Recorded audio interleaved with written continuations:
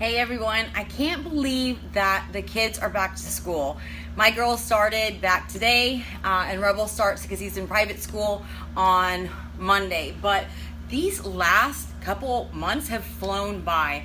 And I was thinking today during my workout about how fast time flies. And I've talked about this over the last 17 days that I've been on my test group journey, testing out the ADD obsession, is how fast time flies.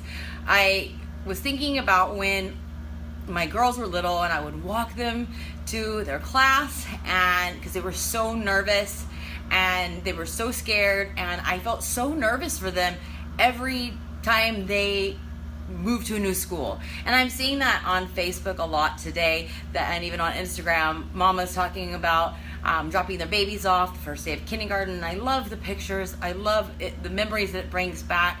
I remember when the girls went to school for the very first day back in 2011. I had just started a new job, and I was trying to prove myself, to show up, and so it was special for me, but I couldn't walk them into their schools because I didn't have time. I had 3 kids going to 3 different schools, and it was those memories that I missed. And I remember that particular day, we did what we normally did, went outside, took pictures, and I can still remember the picture in my head. And as a mom, I was so rushed to get out the door because I had to get to work, because I was always in a rush. And if you're a parent, you know that feeling. And I remember that I'd given Emily some medication for her allergies. It was just over the counter. I don't even remember what it was, but she also was on Vyvanse for her ADD. And when you're a parent, you make mistakes. When you're a parent, you don't think about stuff. And I was in a rush. I gave it to her, and I never thought about combining the medications. I didn't. Well, we were outside, and Emily was like, "Oh, I don't feel good." And I was like, "Oh, you're fine. Just come on." And she's always been like a goofball. She horses around like Ryan and her dad. And I thought she was just being goofy. And I was like, "Come on." It was so strange. Back then, I just wanted those pictures to capture those memories, but I really wasn't there, in person. I really wasn't there in spirit. It was just going through the motions and keeping up with traditions. And I was like, Emily, come on. I'm like, let's take a picture. And then, I was telling Ryan, hurry up and take a picture so we can get out the door. And then Emily, grabbed me and fell over. And I still thought she was screwing around. And because I was in such a rush, and I was so annoyed that I was just mad at myself that I couldn't enjoy being a mom and take my kids, and everything was a rush.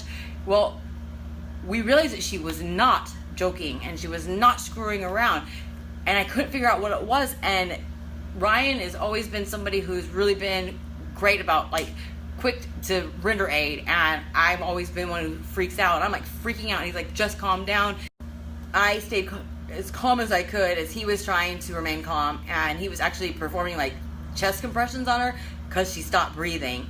And it dawned on me that I'd mixed her prescription ADD medication and over-the-counter allergy medicine, and we took as much time as we could to make sure she was okay. And I don't remember, Ryan had to be somewhere, and I just kept thinking oh my God, I gotta get to work. And then on the way, I kept looking at her, and I was inside, I was terrified. I was afraid something was wrong with her. I didn't know what to do, but I couldn't call into work. I had just started my job, and I remember those feelings. Like it was just yesterday. It was actually 6 years ago, but I remember dropping her off at school and wondering if she was going to be okay, if something was going to happen to her, if they were going to call. And I hated that feeling, and those were the feelings that I felt every day. And today I had this moment when my kids, they live with their dad just down the road. It was a decision they made about 2 years ago, because when we divorced, they didn't ask to see their dad part-time, and he didn't ask to be a part-time dad. So it was a huge adjustment, but I realized that he deserved to be able to have as much time with him as I had, and the time was very limited. But they came by this morning, and it was so strange because we've really changed. Haley drives. This is her last year. She's a senior, and this is Emily's last year in the junior high as an 8th grader. And I'm like, they came by, we took our pictures, I gave them hugs, and today, even though they're older, I'm like, I wonder how they're doing. But I thought about how fast time flies, that I worked so hard to be able to come home to be with them, and and in a blink of an eye, these last 5.5 years have flown by. The last 4 summers that I've been home have flown by, and now they're at the point where they don't really need me as much. They don't need me to walk them into school. They're nervous, but not as nervous as they were. And those are the things that, I share what I do, because I know there's moms out there that have to make those sacrifices, have to make those decisions all the time of taking off work, or calling in sick, or finding somebody to watch their kid, or freaking out when, there's a holiday, it's a vacation, and they have nobody to watch their kids, and they have to make those decisions. And so I started sweating, I started working out to make myself feel better, which helped me become a better mom. And it was exactly what I was asking for, everything that I was looking for. I didn't know it. And so many people out there are begging for a change. They're begging for something to take them away from this life that they feel like there's no other solution to.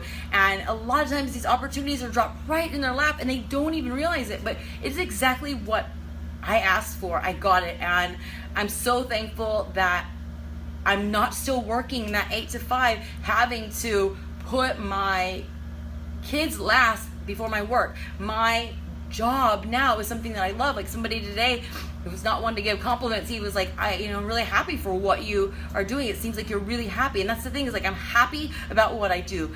I'm excited about what I do. I love what I do because I'm helping others, because it's therapeutic for myself. But more than anything, is I work so hard to be able to show my kids that they can do anything, and that also that I have the flexibility and the freedom to be there with them and not miss those moments. And I can't imagine, Haley's going off to college next year, of missing all of that because I gave up on an opportunity, or because I gave up when it was too hard. But today I thought about how it was, when I had to make that decision years ago about dropping my daughter off and wondering if she was still having a chemical reaction and that she was something bad's gonna happen to her at school, because I had to get to work.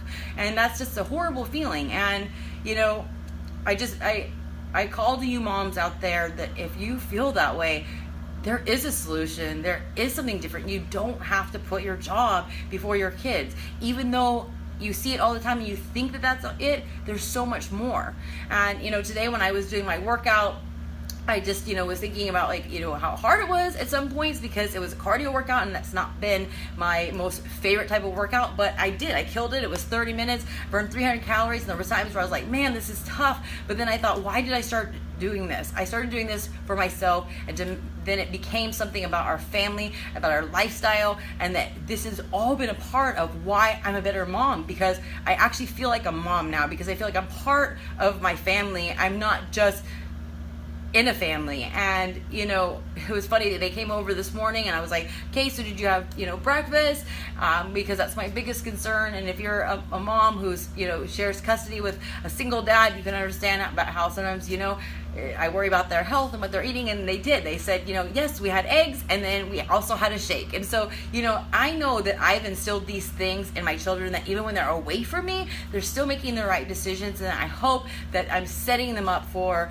a great future, health-wise, and as well as just setting an example for them and leaving a legacy for them. So today was the great day in the cardio world for me, because I finished it. I didn't give up. I gave it my all, burned lots of calories, and it was crazy the times that I thought, like, man, it's so hard. I thought about Autumn and the cast members that were doing the workout live with us. They're there with cameras on them. They're there with huge lights on them, so it's extra hot. And so all these times that people always say, oh, it's so hard, I can't do it, I always think about how people have said before, it may be hard for you now, but you'll get better. And also that no matter how hard you think you have it, there's somebody out there who has it even harder and is killing it. Don't let them beat you. You can't beat somebody who never gives up. So anyways, today was day 17. I feel amazing after I've upped my calories. I have great energy. I can get through my days. I can get through my workouts, and I'm seeing great results. So we are just in the beginning of this, and I can't wait to keep sharing my journey with you. And I hope that you're enjoying seeing what we're doing as a group, and what we're going to accomplish over the rest of the program.